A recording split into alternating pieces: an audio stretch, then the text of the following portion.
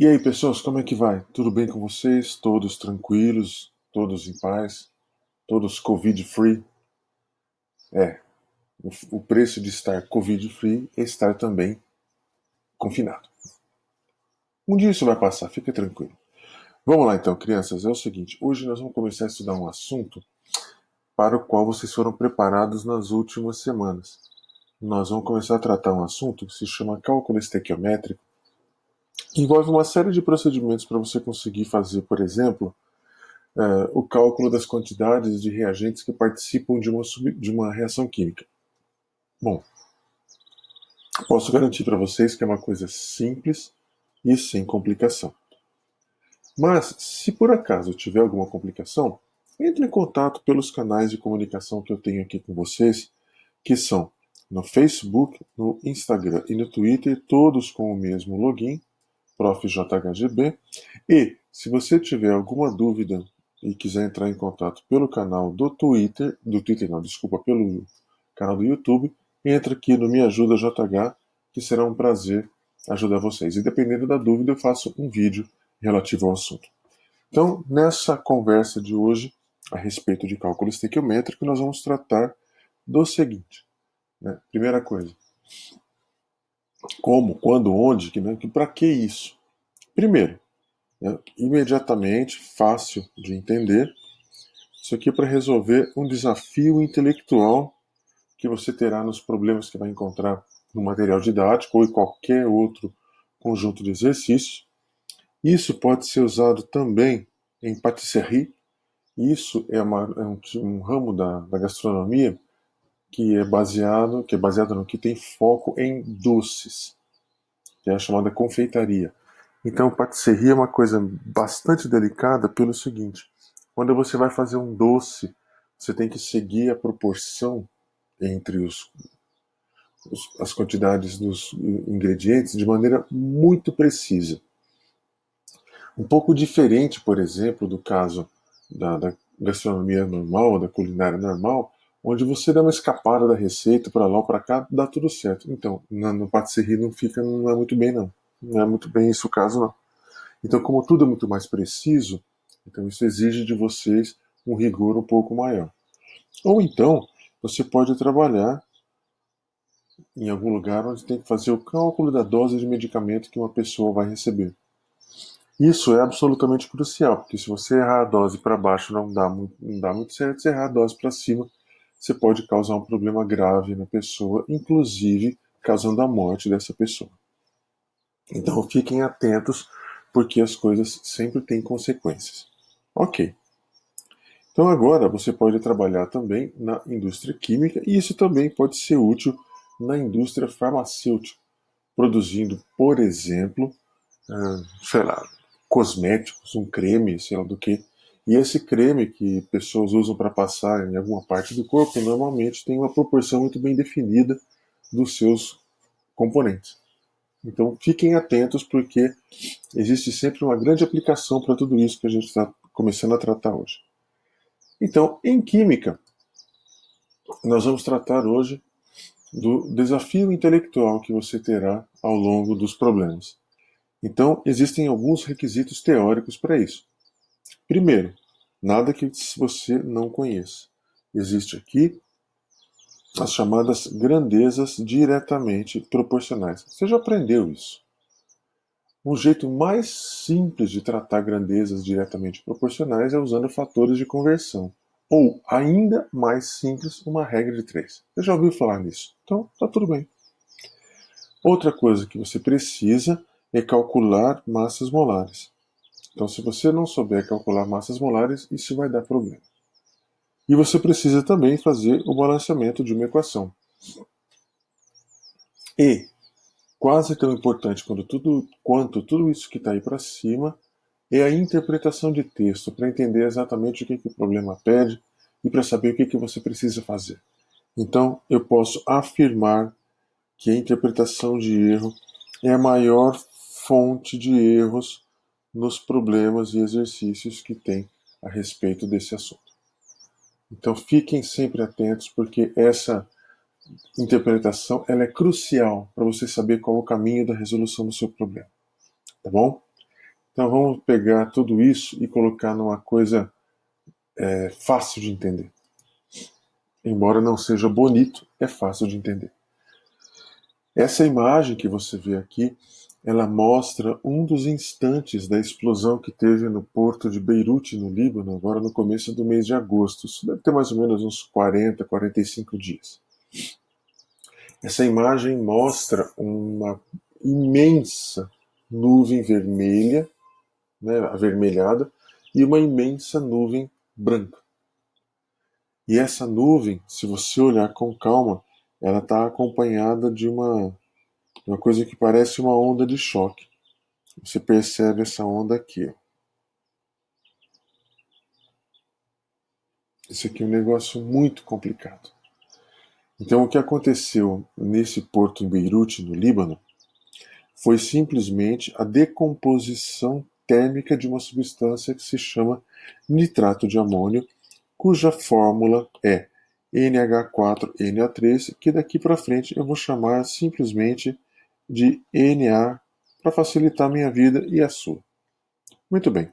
Esse nitrato de amônio, de fórmula NH4NO3, ele não é um combustível, ele não é inflamável, mas ele é uma substância que favorece a uma queima qualquer. Então ele é um oxidante que favorece a queima de um produto qualquer. Por quê? Porque ele é rico em oxigênio. E o oxigênio é o comburente de uma combustão. Muito bem. Então, o que significa tudo isso? Significa o seguinte: esse nitrato de amônio estava armazenado incorretamente em algum lugar desse porto e ocorreu um incêndio. Esse incêndio não causaria nada para o nitrato de amônio se não estivesse perto dele. E aí, o que acontece quando você tem um incêndio? Você tem chamas, e mais importante do que as chamas, importante no sentido, né, do problema que pode causar, é a elevação de temperatura. Nesse caso, a elevação de temperatura fez com que uma das várias reações possíveis na decomposição térmica do nitrato de amônio acontecesse, que é essa mostrada em vermelho que você vê aqui. Ó. Então, essa reação ela está escrita de maneira errada. Por quê? Porque está faltando os coeficientes estequiométricos. Então tá, vamos fazer o balanceamento dessa equação. Você já sabe fazer isso, mas vamos tirar, né, vamos fazer juntos aqui. Primeiro lugar, então, quando a gente trata do balanceamento de uma equação, a gente escolhe um elemento químico, atribui a substância onde esse elemento químico está presente o menor coeficiente inteiro possível e vamos fazendo o resto por tentativa e erro. É basicamente isso. Então aqui no caso do NH4 e NH3 eu vou colocar o coeficiente 1. Será que isso vai dar certo? Não sei, é tentativa e erro, então eu vou tentar. Se der errado eu faço de novo. Então tá, olha só. Se eu usar aqui o coeficiente 1, o que vai acontecer? Eu tenho 3 átomos de oxigênio, por causa desse coeficiente 1. Eu tenho 2 oxigênios aqui, mais um aqui, 3. Beleza. Ok. Só que quando eu coloco o coeficiente 1, eu estou querendo dizer que imediatamente eu tenho um nitrogênio aqui, mais um, eu tenho 2. Aqui tem 2, mais um aqui, 3. Então quer dizer que esse coeficiente 1 já não é adequado. Então apaga e vamos tentar agora com o coeficiente 2. Esse coeficiente 2 diz que, além dos 2 nitrogênios, eu tenho 8 hidrogênios. Mas como, professor? Se você multiplicar esse 2 por 4, você vai chegar então nos 8 hidrogênios. Onde tem hidrogênio nos produtos? Lá no H2O. Então, se eu tenho ter 8 hidrogênios e cada molécula de água tem 2, então eu preciso de 4 átomos de hidrogênio. Perdão, 4 moléculas de água. Beleza, para o hidrogênio está tudo certo. Vamos ver o oxigênio. Ou nitrogênio, tanto faz. Mas o caso do nitrogênio vai dar mais trabalho. Por quê? Porque eu tenho agora duas moléculas que têm nitrogênio. Agora, se eu for levar a minha resolução pelo oxigênio, que normalmente é o último átomo que eu faço o ajuste, eu vou conseguir fazer. Então vamos pensar assim. Se eu tenho 4 átomos de oxigênio definidos já na molécula de água, e eu preciso ter, veja, esse número 2 multiplica esse número 3 para dar a quantidade de oxigênios. 2 vezes 3 é igual a 6. Eu já tenho 4 aqui na água. Então faltam 2 átomos de oxigênio. Como cada fórmula de Na2 tem 1, eu vou usar uma fórmula. Oxigênio está ok. Agora veja o seguinte. Eu tenho aqui 2 nitrogênios por fórmula, só que eu tenho 2 fórmulas, então eu tenho 4 nitrogênios. Esse 1 aqui quer dizer que eu já tenho 1 definido, então faltam 3. Cada fórmula do N2 me dá 2 nitrogênios. Como eu preciso de 3, o coeficiente aqui tem que ser 3 meios. Então, o problema é que eu tenho que trabalhar com os menores coeficientes inteiros possíveis. E 3 meios não é um coeficiente inteiro. Então, o que eu faço para ter coeficientes inteiros? Eu vejo o numerador, o denominador aqui, que é 2.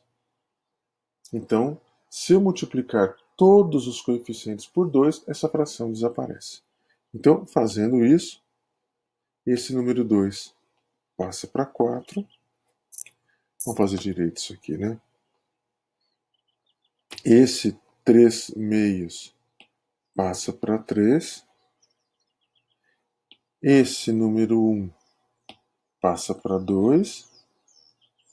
E esse número 4 passa para 8. Beleza. Muito bem. Agora, vamos continuar. Só lembrando, né? Esse NH4NO3, o nitrato de amônio, foi armazenado de maneira negligente, eu já comentei isso, e esse incêndio que aconteceu por outros motivos levou a essa explosão. Agora, professor, o que é uma explosão? É quando você tem uma quantidade de gases liberadas muito rapidamente, com um grande aumento de volume, num curtíssimo espaço de tempo. Isso é tecnicamente o que se chama de explosão. Nem sempre a explosão tem chama, como não teve em Beirute. Então foram apenas gases liberados muito rapidamente. E foram 3 gases liberados muito rapidamente. Agora, professor, por que você escreveu aqui há muitas outras possibilidades? Porque dependendo da temperatura envolvida, você tem outras reações. Agora, por que você escreveu essa, professor? Pelo seguinte, aquele incêndio certamente estava com uma temperatura acima daquela necessária para ocorrer essa reação. Então ela aconteceu facilmente. De maneira infeliz, ela aconteceu rapidamente. Agora vejam, o nitrogênio, o N2, é uma substância transparente incolor. A água no estado gasoso é transparente incolor. E quando ela é liberada rapidamente, dá aquela fumaça branca, junto com o N2. Essas duas substâncias aqui, das extremidades dos produtos, são responsáveis pelaquela cor branca. A fumaça avermelhada vem do NO2. Tá? Por isso que tem aquelas colunas de 2 cores. Beleza? Muito bem. Segue a vida. Então agora, o desafio intelectual que eu apresento a vocês é o seguinte. Considerando que o nitrato de amônio era puro, né, e que a reação que você viu na tela anterior foi completa, ou seja, todos os reagentes se transformaram em produtos, qual a quantidade em mols de gases liberados naquela explosão? Para você ter uma ideia do tamanho da encrenca, né, a gente vai calcular isso, e você precisa agora, e é crucial, sem isso não, o problema não se resolve. Você precisa da equação química balanceada. Então, se você olhar essa equação química balanceada, você vai ver o seguinte. Eu tenho 4 mols do nitrato de amônio, e eu tenho 3 mais 2 mais 8, eu tenho 13 mol de gases, dos produtos no caso. Então, a relação proporcional de volume aqui é 4 mols de nitrato de amônio produzem 13 mols de gases. Você entende agora por que eu tive que balancear a equação? Por isso. Então, se eu quero saber a quantidade em mols de gases produzidos, eu preciso obrigatoriamente saber a quantidade em mol de nitrato de amônio. Mas, para saber a quantidade em mol de nitrato de amônio, eu tenho que saber uma outra coisa: a massa molar dele. Por quê, professor? Pelo seguinte motivo. Eu tenho que lembrar que eu preciso fazer um cálculo em mol, né? E a massa molar me dá a quantidade em gramas por mol. Agora, olha só. Mas por que eu tenho que fazer essa conta? Porque você tinha armazenado lá em Beirute aproximadamente 2.750 toneladas de nitrato de amônio. Então eu tenho que converter esse valor em mol. Então, como que eu faço essa conversão de massa em mol? Simples, eu divido pela massa molar. Por isso que eu preciso desse valor aqui. Ó. Está explicado agora por que eu preciso da chamada massa molar do nitrato de amônio. Então, calculando a massa molar do nitrato de amônio, eu chego em 80 gramas por mol. Aqui está a fórmula de cálculo, né, a chamada memória de cálculo. Então, eu tenho 2 vezes 14, que são os átomos de nitrogênio, 4 vezes 1, que são os 4 átomos de hidrogênio, e 3 vezes 16, que são os 3 átomos de oxigênio que tem nessa fórmula. Usando o fator de conversão para fazer isso, é só você lembrar que você tem que pegar o seu dado de entrada e multiplicar pelos diversos fatores de correção que forem necessários até chegar na unidade de saída. A unidade de saída tem que ser mol de nitrato de amônio. Então eu vou fazer o seguinte, eu vou pegar os 2.750 toneladas e multiplico pelo fator de conversão que vai trazer de volta de tonelada para grama. Então, esse fator de conversão, ele é conhecido. É só você ver em qualquer tabela que uma tonelada tem 10 elevado a sexta gramas. Ou uma tonelada é igual a 10 elevado a sexta gramas. Então, esse fator de conversão pode ser escrito na forma de uma fração, como você está vendo aqui. Multiplicando, então, 2.750 toneladas por esse fator de conversão, você que é um ser esperto, matematicamente alfabetizado, você vê que vai cancelar tonelada com tonelada. Por enquanto, a minha unidade são 2.750 vezes 10 a sexta. Mas a minha resposta não pode ser em gramas, ela tem que ser em mol. Então eu vou usar agora um segundo fator de conversão que vai trazer de grama para mol. Então, 1 mol equivale a 80 gramas, isso corresponde a quê? Quem é esse 80? É a massa molar do nitrato de amônio, certo? É isso aqui. Se eu multiplicar esse número que eu tenho aqui pelo novo fator de conversão, você que é um ser esperto vai cancelar a unidade grama com a unidade grama. O que foi que restou? Mol. É a quantidade que eu quero. Fazendo o cálculo, o resultado é 34,375 vezes 10 a sexta mol. É o número correto, mas não adequado por causa do tamanho da mantiça. Mantiça é esse número aqui. Tá? Esse número aqui. Esse número, na notação científica, tem que ficar com valor entre 1 e 9. 1 e 9. Então é só mover a casa, só mover a vírgula adequadamente e fazer a operação correta com o expoente. Então o valor correto aqui e adequado, 3,4 vezes 10 elevado à sétima mol. Cara, só para você ter uma ideia, 10 a sexta é milhão. 10 a sétima, você tem tipo 10 milhões. Então você tem aqui 10 vezes 3,4 dá 34.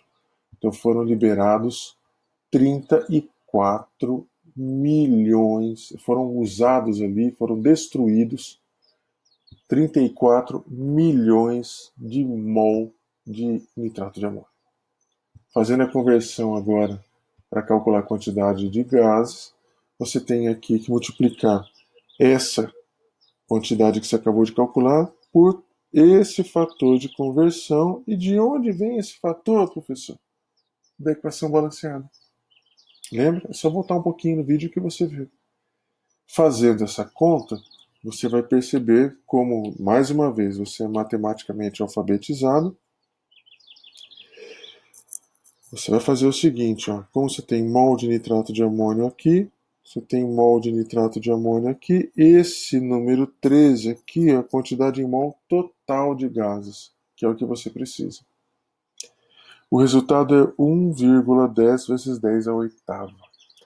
10 à oitava são centenas de milhões. Então você tem aí 110 milhões de mols de gases liberados. Meu amigo, é uma quantidade monstruosamente grande. Isso liberado numa fração de segundos. Foi isso que causou todo aquele estrago lá em Beirute. Então você sabe agora uma grande aplicação dessa conversa relacionada com cálculo estequiométrico. Eu vou te pedir uma gentileza, faça os exercícios referentes a esse assunto e se você tiver alguma dúvida, chama lá nas redes sociais que vai ser um grande prazer ajudar vocês. Bom, a gente se encontra por aí numa sala de aula de novo. Um grande abraço, um grande beijo, fique em paz. Até mais.